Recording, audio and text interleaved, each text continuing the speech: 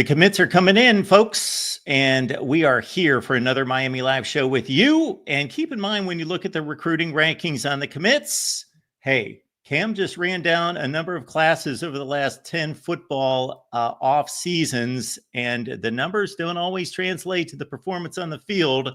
So let's not shortchange these guys, and we shall see what the contributions may be in the future. Welcome into Hurricanes Live right here at the Voice of College Football, talking Miami with you. Cam Underwood, State of the U. Who else better to break down Miami football? Cam, how you doing tonight? Doing all right. A little upset that my phenom pitcher for the Detroit Tigers, Jackson Jobe, is out. He's going to have Tommy John surgery. Unfortunately, he left his last start, had a little like this, his velocity was down like 2.5, 3 miles an hour, and I was like, and yeah, so, but it's a great day for football. It's a great day to be a Miami Hurricane. As Falconer, as we start out with the super sticker, throw the X up, and as he says, it's all about this U. That's why we're here. Great to see you. Glad to be with you. And I guess he's out of the gym where he's been putting in super duper work. My former student, Carson Underwood. Good to see you, bro. I have several former students who have been in the gym like it's their job. I need to get on that kind of a grind. So, hey. You and me. I'm trying to eat clean. One of my best friends, he eats clean, no processed foods, and I'm trying to get on that bandwagon. And I had a friend suggest to me a app called Yuka, where you just scan the label. Yep. You go to the grocery store, and it's pretty nifty. I don't know how accurate it is, but it's certainly shot down a lot of my food selections. Hey, there's a lot of things like that. I used to do MyFitnessPal on my iPad, where I had all my different things, and there's several things like that. But yeah, so see all that stuff, and yeah, but there's even more to see with the Miami Hurricanes, especially on the recruiting trail, we're going to get to. 2 commits, and if it doesn't matter which route we go, we can start with one, Tyson Bacon. So here we have a defensive lineman at 6'3", 263 out of Hoover, Alabama, where they actually play the SEC baseball tournament. Mm-hmm. And you can tell us a little bit about what you've gathered on Mr. Bacon. And if you remember, that was the high school that had the Two-A-Days show on MTV years ago, following the high school football players. But yeah, Tyson Bacon, a little bit bigger than that. Miami had, or I've seen him listed like 6'4", 270. So in this range, but a defensive tackle, 4-star in the composite, which I always look at, even when it's, not necessarily greatest for Miami, but 4-star. But this is a kid, I saw Kane's Insight compared him to like RJ McIntosh. He's big and he's not Desmond Watson from Florida. He's not 537 pounds. He's more svelte, but like he has strength at the point of attack. He can definitely move up front, stopping the run, penetrating, against the pass. This is a kid who can seriously play. And Mark, if you scroll down a little bit to show these, the other schools that were recruiting him, Tennessee, Alabama, Florida, Georgia, also Michigan, I believe, was heavily in the mix there at the end. And I listed the top 4 because he had official visits scheduled there.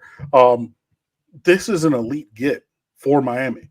You go into the heart of SEC country, and you get, O-State, Michigan, Ole Miss, South Carolina, all these teams recruiting this kid. You go into the heart of SEC country and you get Tyson Bacon as the second commitment yesterday.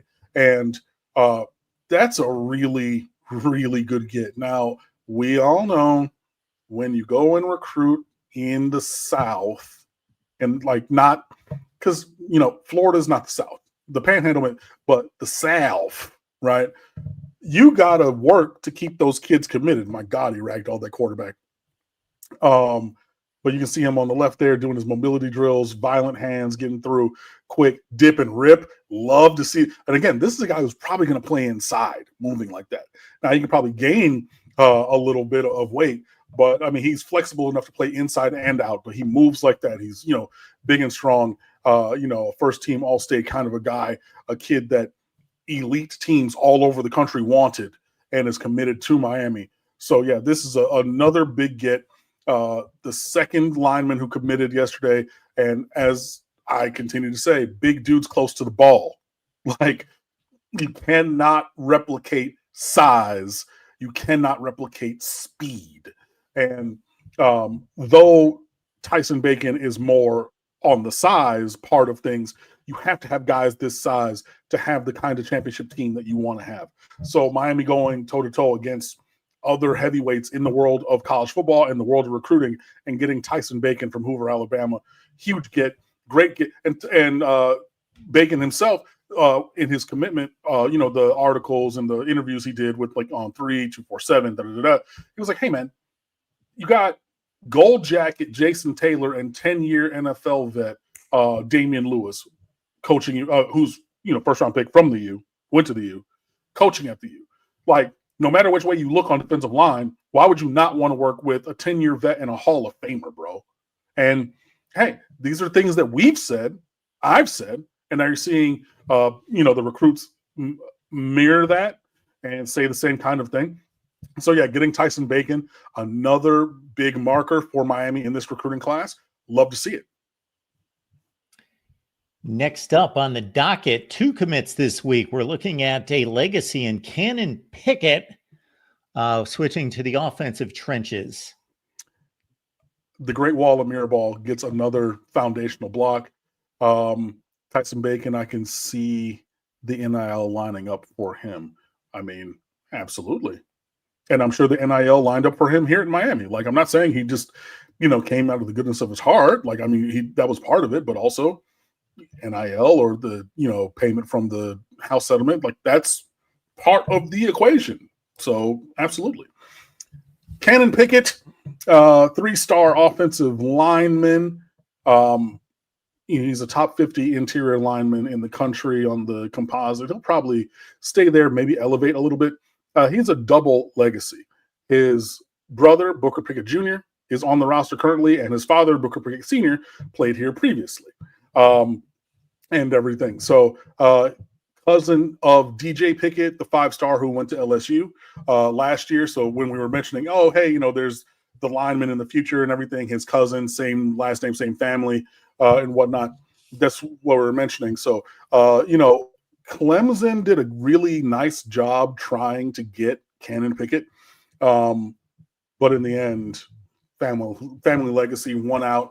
And, I mean, I saw a couple people trying to say, well, Clemson has the best offensive line class in the country. And I'm like, just wait on Miami, bro. But, if you're saying without Canon Pickett, they have the best one in the country, there might not be a seat for him. But there's definitely a spot for him here. And I mean, there would have been a spot for him at Clemson if we're being perfectly honest. But yeah, this is a guy, plays tackle in high school. He can play both, but he's going to move inside, especially when we got, the 3 tackle commits are 6'7", 6'8", and 6'8". Like where Miami's recruiting to the physical prototypes at these positions now. Not having, a Trevor Darling, a 6'4.5", maybe 6'5", with average arm length guard, really playing outside. A Casey McDermott, 6'5", really a guard, played tackle in high school because all big dudes, really, the best big dudes play tackle, but not really, trying to push up and say, okay, we're a little undersized and we're going to push them to the position. Now we're recruiting at and above the prototype size. So somebody who's 6'4", even with a good arm wingspan and arm length, such as Canon Pickett, will move inside. But this is a very good get. Tampa Bay Tech, they've had lots of different players. They recently had Dallas Wilson, the 5-star who ended up at Oregon and then transferring to Florida, I believe, was at Tampa Bay Tech with him last year. So this is a team and a program that, puts up Power 5 major, blue chip players on an annual basis. And again, the family legacy. His brother's on the team. His dad played here also. Bob's your uncle. There you go. So, yeah, man, this is another big get. And when you look at the offensive line, Miami could go get, I mean, it's probably going to be Brett Collier or nothing at this point. to add. But you have Ben Congdon, you have Jackson Cantwell, the #1 player in America. You got Joel Irvin, who should be a mid-high 4-star, if not pushing for 5-star at offensive tackle. You got Canon Picket, you got Reese Woodrow. Like, you have a solid 5 already, and you still have room to take another big dude close to the ball. So, the Canon Picket was the first one who committed yesterday, and then Tyson Bacon was the second. So we're starting to see the tangible movement. I use air quotes if you're listening to the to the audio podcast on this, because obviously nothing is set in stone until they sign and are announced by the collegiate program. But you're starting to see movement in terms of commitments for Miami on the trail. We have other guys who are scheduling their commitments for 3rd, 4th, 5th, 10th, 11th of July. I've seen like 5 or 6 different players scheduling in that range, guys that we're after. So we will see, if those guys go to Miami or if they choose otherwise. But again, if you're looking maybe 3-4 weeks out into, the holiday time in July, that's really when I think that's after the window of the official visits and when guys are going to sit down, make decisions before their senior year. But Miami is on the warpath, doing, incredible things in the world of recruiting, and really excited to see it. Falconer TRX showing up for a 3rd time already in this edition of Canes Live. Appreciate you, sir. We got bacon and pancake building U's over Miami. And what is that? A Denny's shout out? I couldn't tell you. No, I could tell you the last time I went to Denny's. It was when I was in college, because there's that Denny's right there on US 1 across the street. And randomly, super duper random. I don't know if I've told this story before. 4 a.m. after the club, going back to campus, say, hey, we're going to go get some, drunk food. We go over to Denny's. And sitting in the next booth over, NBA Hall of Fame player and coach Dan Issel.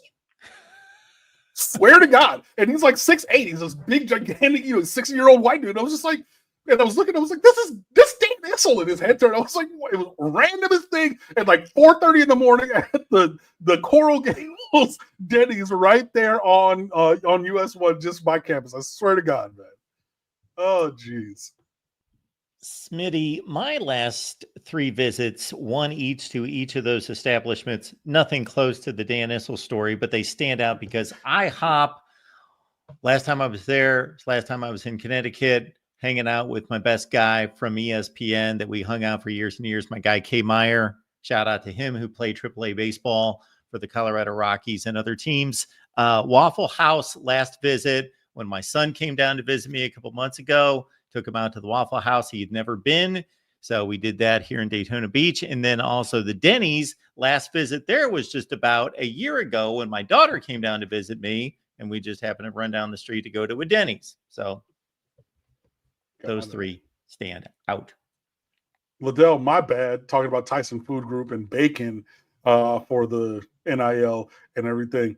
Hey, get your money where you get your money. And if you happen to be born with the last name Bacon, then great. I don't know any wood suppliers for, since my family name is Underwood, but, hey, who knows?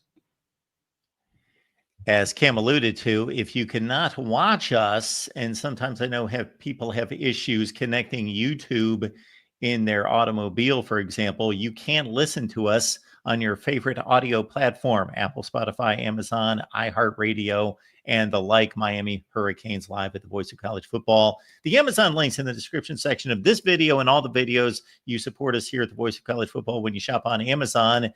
They're worth almost $2 trillion, folks. Put the money together here. They're worth about $2 trillion there at Amazon. So if you're buying $100 worth of product there at Amazon, kick us 3 or 4%. Why send it all to them? That's my philosophy there. And it still accounts for everything, keeps track of all your information. It's no difference in terms of the shopping experience. And there's no extra cost or anything. It's literally just clicking the pass-through link. If you follow like a Fat Kid Deals on Twitter or any other creator who does their storefront on Instagram or whatever, it's the exact same thing. You just click the link, it goes through, links to your thing. You have to do nothing else. So, considering that. But And I actually did that the other day because I needed some new headphones for this forthcoming gym foray that I've been talking about. And they had the Beats Solo 4s on super duper sale because apparently Amazon is tired of having those in stock. And I got a very, very nice discount on a similar kind of a thing. So much appreciated. Thank you, Cam. Cam's here with us on Canes Live. It's every Wednesday. So, of course, we're going to have a slightly truncated show tonight, but we're here every Wednesday at 7 p.m. Eastern Time. And, of course, we'll take you on through ACC kickoff / media days is coming up in about 6 to 7 weeks. And then, boom, as soon as we hit that, we're into August camp and the season's going to be here. And, of course, there are no tune-ups this year. It's Notre Dame, Miami at Hard Rock right out of the gate on a Sunday night, and that is going to be something special. I mean, we could make the joke that that's our tune-up, but, yeah, I don't know. Hey, if it's like the last one. Amen. I hope it is and everything, but, we'll see. I did not see that one coming. Not that I picked, who knows what I predicted, but shoot, the point spread was 2 or 3, so it was supposed to be I'm guessing.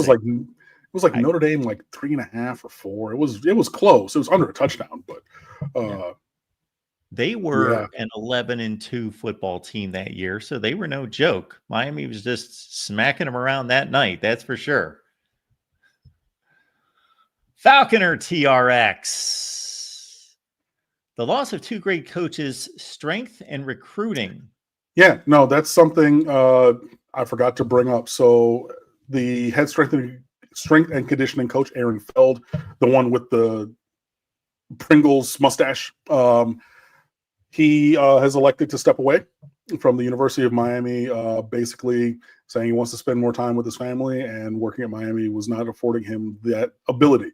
And so he is leaving, and he says that he's leaving the program in good stead. I believe it's in a good place in terms of S&C. And wish him well to continue his journey, maybe at another team. And like Mario is known for being he works his staff. You know what I mean? Like, it's dogged. And remember, with S&C, they're the ones who are with the team through the offseason. Like, the on-field coaches are not, but in the weight room, S&Cs are. So, like, this is a time where you think, okay, well, whatever coach is going to take a week off or whatever, what week off? So, and early morning work and everything, like Smitty is saying. So all kinds of things like that. But, Feld said it by himself in his Instagram and Twitter post and whatnot. So leaving everything amicable, just wanting to be with his family more. So, or he said basically, to be the father and husband that I want to be, I've learned to do that. And, 2 and 2 together between the lines, yada, yada. So, hey, wish him well with that. We have had several hires in the strength and conditioning department recently. I think the strength part is good. I think that I think conditioning is good. I have questioned for a few years about making the fast guys on the roster slow. I've written about it. Justin DeTavio at State of the U has written about it. You can go look these pieces up. It's just, we have good players and we have quick and fast players, but like guys who are brought here specifically because they're track stars and their game, like breaking speed, are made to be average foot speed. So I'm interested to see specifically from a speed standpoint how things go with the new regime. But I think that, Feld did a good job here. It wasn't perfect, and I'm not going to make perfect be the enemy of good, but, we wish him well. Also, David Pop Cooney, who was in the recruiting department, and then he was like assistant wide receivers coach.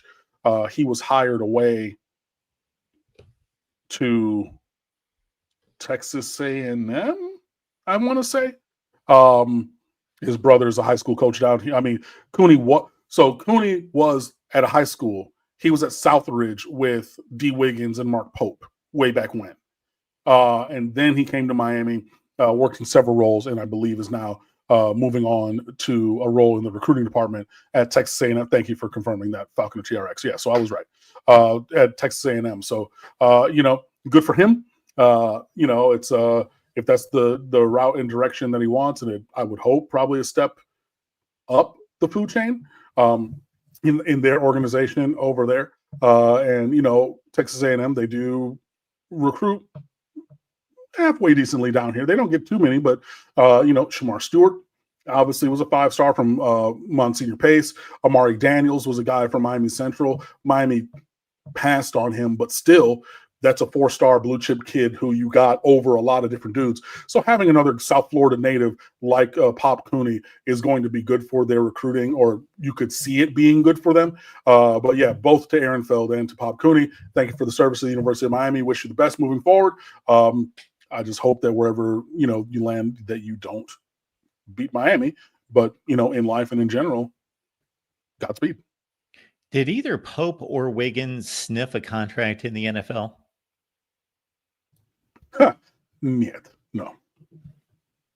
You mentioned those guys, and I have no idea what their relationship is, but they just kind of travel together in my mind concerning Miami football lore. I mean, they were always together. They were the next version of Sheldrick Redwine and Jaquan Johnson. Now, Redwine and Johnson were born in the same hospital the same day at Baptist South or whatever, which again, yeah, crazy. And then they played Optimist, they played high school, they played college, they don't play together in the league, but like it was just the two of them. And then Wiggins and Pope were just inextricably linked there at Southridge and then at Miami and then transferring out of Miami, but they went separate places. Jim Harbaugh and Urban Meyer were born in the same hospital within a few days of each. I forget what the exact. It's kind of freaky as well. All right, and then you noted as soon as you made the comment about that the strength and conditioning coach had noted that he wanted to step away, needed to devote more time to his family. It immediately popped into my head. Mario Cristobal is known as a worker. And so is this just the standard, hey, this is a demanding job anywhere at a big time school? Or is this the Mario Cristobal, maybe I demand 85 hours instead of 75 hours out of you? I think I heard rumors that it was lifestyle also of like the wife not necessarily wanting to raise kids in South Florida. As well as, everything else. And I remember Feld was at Oregon with Cristobal. And he might even came from the assistant at Alabama where Cristobal was before. So, like, this is a guy who'd been around. Like, this isn't just like a guy who got here for a year and was like, whoa, I'm out of my depth. Like, nah, he'd been around for, geez, what's that, 6, 7, 8 years doing this with it? Like, this is, yeah. It might not wear thin that first time, but ooh, buddy. Now I think he has either 2 or 3 children and whatnot. And so it was like a lot of different factors put together. Paolo hitting that recruiting angle. Now that 2 more commits come in this week, but everyone always wants to know who is next. That's a good question. If I had to hazard a guess, I won't give you one. I will give you 3 options. I would say the next blue chipper would be either give me 2 seconds to see. Did he put a date? He might have, but it might have been on Twitter. So I will say, sheesh, man. I'm just looking at the list of official visits, and there's so many blue chips. It's just, wow. I love to see it. Just so many elite players on campus all the time. My 3 options for next, not best, but next, would be Braden Robinson, the slot receiver from Red Oak, Texas. Looks like a Miami-Notre Dame recruiting battle, and he was at Miami last week. He's going to Notre Dame this week. And maybe we'll have a decision shortly thereafter. Number 2, Breck Koloje, 6'6", 320 lineman from IMG, plays on the other side of Kenny Pepe out there. So I would say, he was on campus last weekend. Devin Jackson from Orlando, safety, 6'2", 195. That would be 3. And that would be my 3. On the outside, maybe not in that top 3 of like next, I would say Bryce Perry-Wright, 5-star D lineman from Bruford, Georgia. James Johnson, 5-star defensive lineman, used to be in Fort Myers, now at Miami Northwestern. 5-star Derek Cooper from Hollywood Chaminade. Anthony Jones, 5-star edge, Mobile, Alabama. Lamar Brown, 5-star, top 5 player in America, Baton Rouge. Say those are the next wave. So I would say there's 3. I gave you 5 additional names of like guys that it seems Miami is in a battle for and could be trending up. Boom. So I think you definitely got your money's worth on that question because I gave you a bunch, Paulo. But yeah, we're making moves. We got another huge group of official visitors coming down this weekend here. Yeah. So that's my answer. That's my response. Back to Falconer. Word is Carson Beck is ahead of schedule. Thoughts? Ahead of schedule means he's full go. Full go means he's doing off-season work and hopefully, extra work with the receivers and everything. I'm excited. This is a guy, again, who people are – I think that we've just – the pendulum has swung so far into the he's trash realm because of 12 interceptions and then getting injured in the SEC championship game. You know what I mean? Like, it just – he was not perfect. He is not Cam Ward. But the disrespect of the size, skill, pedigree, and demonstrated performance that this man has done in college, like, is just, it's, because when at first it was Carson Beck is not the best quarterback in America. Okay, you might have some people who push back on that. I'm not one of them, but that's a reasonable critique. He's not the best. Okay, he's injured. We're unsure if he'll be back. I don't even have him as top 5 right now. I might quibble with that, but I don't think that that's unreasonable feedback. But people are talking about him like he's dog water. And that's where, to me, like, yeah, we've gone too far afield because by allowing the first 2 critiques of he's not the best in America and he's injured and coming off the 12 interception season, so he's not top 5. By allowing those pieces of critical feedback and not saying, okay, but and setting a hard line there because you wouldn't think that people would continue whatever. We gave them an inch and now they're taking fucking miles. And it's crazy to me. So, hey, you know what? Let's be underdogs. Think that he's not a capable player of any kind of repute, and then we'll go out there and hoop and we'll show. But I mean, yeah, him being ahead of schedule, first of all, fully cleared, fully healthy, obviously has to be taking care of his arm. I'm very confident in him and the medical staff being able to do that. You rest your arm, you ice your arm, you're on a pitch count, you do all of those things, but being able to be fully integrated into the offseason, so he's working with all of the receivers, so he's building that rapport on all of the side adjustments and back shoulders and, oh, you like the ball here and this route gives this, and okay, well, if we're running this combo, Cam looked here, okay, this is how I do things, this is how you do things, and melding that together, that's the thing that is empowering and exciting for me.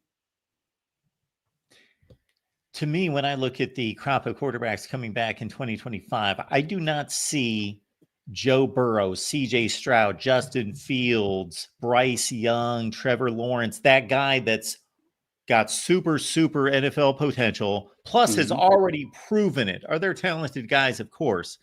But the best quarterbacks, considered the best quarterbacks in the country, Drew Aller, Cade Klubnik, they're good quarterbacks that still have a lot to prove to be elite. They're not elite quarterbacks based on what they've proven thus far.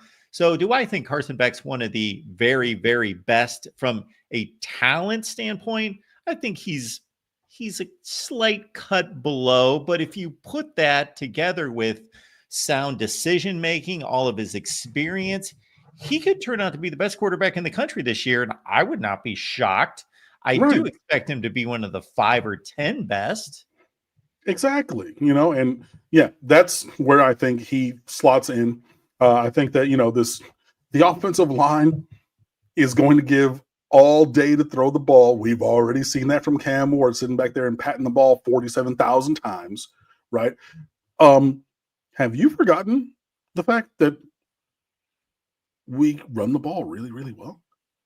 And we have Mark Fletcher back. And we have Jordan Lyle, he of the 91-yard longest touchdown run in Miami Hurricanes history, back. Oh, and we got the National Freshman of the Year from the FCS level, Marty Brown from North Dakota State, the starting running back on their national championship team, that he's here also. Oh, and Wheatley Humphrey. Oh, and Gerard Pringle. Like, hello. And we brought in tight ends who can catch the ball and also block, so you can extend like that. And we know that that Miami is not shy about playing an extra offensive lineman if need be. There's so much in place for any quarterback to be successful, but especially for a quarterback to come in and take a step forward. Now, for Cam Ward, that was leaps and bounds, Superman jumping, bounding over a tall building in a single stride kind of a thing. I don't know that Carson Beck can take that step forward, but with all of the weapons at his disposal, I don't know why the default thought is not being able to do so. Do you think the offense is going to be called differently because of him, or it's just going to look different because he's a different quarterback? I think it's being called differently just because Cam was different. I mean, it only skewed 2.5% towards passing, or like more passes than the year previous. I could see it going back to the previous ratio, just because I think that like we put the ball in Cam's hands more. So like in key situations, it was like definitely like, oh, pass this, pass. Where in certain situations, so I think it's going to be called slightly differently. And you have different personnel also, so like that's going to be part of it. But yeah, I don't think it's going to look, and it's going to look different because Cam Ward was different, but it's not going to be unrecognizable. So if you personally have a product or service or just a personal brand that could use attention, or let's say of someone, cousin over here, neighbor down the street that's got some kind of business in South Florida in particular, or throughout the state of Florida, that could use a boost and could partner with us here at the Voice of College Football, hit us up at sponsorships@vocfb.com. We can certainly help you out. When we look at the 2025 commits, when we look at this class that's already largely enrolled, who would be the guy or the two or the three that you would be the most confident to say they're going to make an impact right away? And those are the enrollees. Obviously, there are more commits down below. No, I think everybody's on campus. Oh, okay. Bryce Fitzgerald is on campus. He was the last one, and he was for summer A. Hayden Lowe, the defensive end, 6'5", 255, from Thousand Oaks, California, or Westlake Village, Oaks Christian. I think it's gonna be hard to keep him off the field. So him, one of the receivers, Malachi Tony, Joshua Moore, Dalen Upshaw, and maybe somebody on a couple guys on specials, but like on base offense defense, I would say Hayden Lowe and insert receiver here. And like outside chance for Pringle, but like I think he slots in behind your top three of Fletcher, Lyle, and Marty Brown now. I'm sure I've asked this question before, but I don't recall your answer. Were you pleased with this class? No, I told you that I think that we closed poorly, and I wrote that on signing day and got a talking to from several different Miami staffers because I was not being a good steward of the brand, as it was told. But I was like, hey man, I don't think that we closed well. I thought that it was a disappointment. I'm like, the class is fine, but like, imagine the class with if I go back to the visits, right? Like, imagine this class plus, I mean, look, Drake Stubbs from Jacksonville Mandarin was committed up until the very end. 4-star safety. He goes to Florida. Ben Hanks is a legacy at Florida, but he went to, he's from Miami, Booker T. Washington. You don't get him. So that's 2. Jarquez Carter almost flips, but he stays with O State. That's 3. DJ Pickett, that's 4. Dallas Wilson, if you believe whatever about his recruitment, that's 5. Off the top of the dome, Vernell Brown, who was a wide receiver for Darion Coleman, right? Who's the quarterback commit in this class. But, if you look at Darion Coleman's highlights, there's 2 receivers. There's number 4, Larry Miles, and there's number, I believe he was 5, Vernell Brown. And I have people all the time talking about, I watch Darion Coleman, and I see receivers doing all kinds of different stuff. Yeah, because that was Vernell Brown, a 5-star, right? Elijah Griffin, number 3 overall player in America. He came on a visit. He was, Miami was in his final group, ended up staying, in the state of Georgia with Georgia. That's what, 6 or 7, right? Imagine that we don't even, there is no half on that. But what if Miami got 2 of those 7, maybe 3? This class has a completely different feel, right? And there's more dudes. And I just went down the list of official visitors, guys. I didn't even go over everybody, right? So that's where I say, yeah, it's a good class. It's good plus, but this year's the 26 class is pushing for like number 1 overall. That's the standard. And I think that we fell a little short of that, especially with just, again, with the major targets last year, we didn't close the way that I would have liked.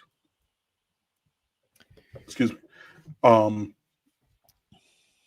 Big Kane 33. Well, first of all, shout out to Kenson. I always try to keep it real. Look, hey, he was in my class. He was in a couple of my classes. He knows how real I would keep it on the, during 4th period or whatever. So anyways, Big Kane 33, shout out to you. Appreciate the comment. Cam, Notre Dame's going to stack the box on Beck. We need play action. Carson Beck is very good running play action. And he can even run hard play action, as in under center. My back is to the defense. I take a snapshot, turn, and then look back. Like, if you want to, pack the box and make Carson Beck make throws, I think you might be a little disappointed defensively with the outcome on the other side. Now, we do need receivers to step up. We do need that synergy like we're talking about in these offseason workouts, but I would love it. I would love it if they did this. First of all, even if they stack the box, I feel like we're going to be able to run. I also feel if Miami stacks the box, Notre Dame's going to be able to run, because you flip a coin. I believe these are the best 2 offensive lines in the country, matching up in the opening game of the season. But yeah, I would do that as well and make him show and prove. But I have faith and confidence in Carson that he can and will show and prove. On the flip side, looking at the Notre Dame offense coming into Hard Rock, 1 year ago, they went on the road in game 1 at Texas A&M, and it was a 13-all game with about 5 minutes left, and then they took it over in the final 2 drives because of the offensive line. But they also had a grizzled veteran quarterback in Riley Leonard. First start, CJ Carr on the road. Yeah. It's going to be a test. It is, and one that I hope that he fails. Daryl Page, who was the last coach to make it to year 4 at Miami, and what was their record? I looked this up a couple of minutes ago when I saw this come down. It's a great question. Mark, before I give the answer, do you have a hazard a guess towards at least the coach, if not the record? Manny, 3 years. Richt, 3 years.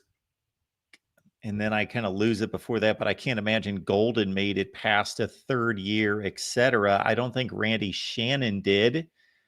Was it not? Randy Shannon, let's see. If Coker made it through 05, and then Shannon 6, 7, 8, 9, 10. That's my guess on Randy. So I'm going to say Randy Shannon made it 4 years. And let me guess Randy Shannon's record.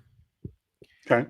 If he made it 4 years, then he would have coached 48 games plus a couple bowl games, maybe three. I think they might have had a 5 and 7 in there somewhere, maybe. I'm going to go Randy Shannon with 51 games coached. I'm going to say he went 29 and 22.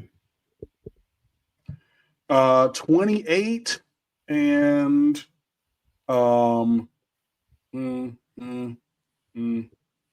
28 and 22 was Randy Shannon in his 4 years. However, because the last game he got fired and Jeff Stoutland coached the bowl game. In his first year are we taking this in right now? Yeah, that was impressive. Off by a single game off the top of the dome. That was impressive. However, wrong because one Alfred Golden made it into his 5th year before being fired. His 4th year of 2014 was 6 and 7, losing the Independence Bowl to South Carolina on a 4th and inches play. Right? Didn't Duke Johnson or somebody get stuffed? Could have been, but I yeah, a 4th down play. Yeah, 24-21. If I click that, I didn't click that one. It was 24-21. 14. Get there. South Carolina 24-21. It was then sponsored by Duck Commander, whatever that is. But yes, so it was Alfred Golden. He did come back in 2015 and then die a quick death against Clemson, metaphorically. So that was his 5th season. He was in the process of his 5th season. Yeah. Yes, he made it into year 5. Rick coached 3, Diaz coached 3. Cristobal he's done with 3 going into 4. And then before that, Shannon coached 4, and then Coker made it 1, 2, 3, 6 years before being fired for the aforementioned Randy Shannon. So to the point, it was Al Golden and whatnot. We definitely were not recruiting at the level that we are now with Al Golden, and a lot of different things went a lot of different ways. But I'm hopeful. Well, if I go Control-Shift-T and I bring that back up, so the last 2 coaches, so Rick 6 and 7. Shannon 7 and 5 in 2010. But 7 and 6, right? I'm so sorry if I said Rick. In year 4. Golden 6 and 7, Shannon 7 and 5. But if I click that, wasn't that the year scheduling results? Oh, yeah. That was the year that my friend got married, and we were in Tampa, and we went to International Mall the day after his wedding, and we watched goddamn USF beat Miami. You gotta go by then, my boy. I'm sorry. That nail in the coffin, the end, good night. And then Coker, a different iteration of Miami, but still 9 and 3 in his 4th year. Butch, 9 and 3 in his 4th year. Dennis Erickson, 11 and 1. Lost the Sugar Bowl to Alabama. Should have been the back-to-back national championships. But those are 4th years of previous Miami coaches going back a ways. So we'll see where Mario's lines up. Oh, Manny's last team, and we've got to wrap it up after your final comment. But Manny's last team didn't play in a bowl game. Why didn't they play in a bowl game? They went 7 and 5, right? And they turned down a bowl invitation, if I'm not mistaken. COVID. Oh, We talked about that before they had the outbreak. 2021. Yeah. 2021, and They were supposed they to play didn't have enough somebody, players to Washington play. State or somebody. Yeah, yeah, yeah. Rick's So- last team lost to Wisconsin at the whatever bowl, 35-3.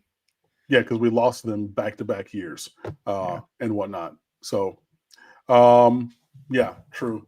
To Paulo's point, Golden could recruit, but that D'Onofrio, I've talked about it, how the next recruiting class for every Al Golden year was great, but not the current year. And then Falconer TRX, throwing it up for one more time. Mark Cam, thank you. You guys make my week. And you make ours. I know that we got to run. All I'll say is stateoftheu.com. Please come over and fan with us. We're always there. See you guys next Wednesday. Take care.